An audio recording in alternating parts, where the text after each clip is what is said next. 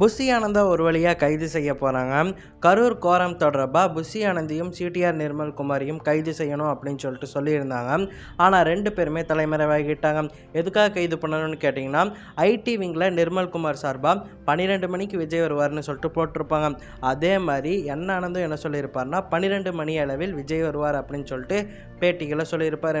அதனால் 12 மணிக்கே மக்கள் வந்துட்டாங்க. அதனால தான் இந்த ஸ்டாம்பேட் நடந்துச்சு அப்படின்னு சொல்லியிருக்காங்க.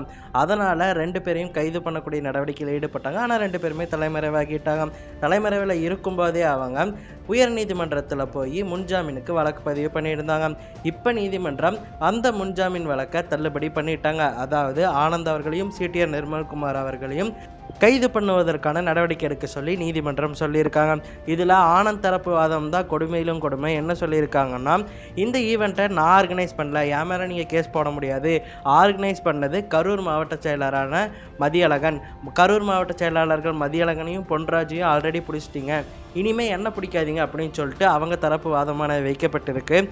அது கேட்டதுமே செம கோபமாகிட்டேன். அதாவது பாருங்கள், நான் பொறுப்பு கிடையாது, மாவட்ட செயலாளர் தான் பொறுப்பு, அவரை கைது பண்ணிக்கோங்க அப்படின்னு சொல்லிட்டு புஷி ஆனந்த் காட்டி கொடுத்துருக்காரு அவர் கட்சியாலேயே. இப்படி கட்சியாலேயே காட்டி கொடுக்குறவர் நாளைக்கு கட்சி தலைவர் விஜயை ஒரு நாள் காட்டி கொடுக்க மாட்டார் அப்படிங்கிறதுக்கு என்ன நிச்சயம்? இவரை கண்டிப்பாக விஜய் அவர்கள் விரட்டி விடணும், இல்லைன்னா விஜய் அவர்களுடைய ஜோலி முடிஞ்சுது. அதுக்கப்புறம் ஆதவ் அர்ஜுனாவும் சர்ச்சைக்குரிய ஜென்சி போராட்டம் பற்றின ஒரு ட்வீட்டை போட்டிருந்தார். அதுக்கப்புறம் டெலீட் பண்ணிகிட்டு இருந்தார்.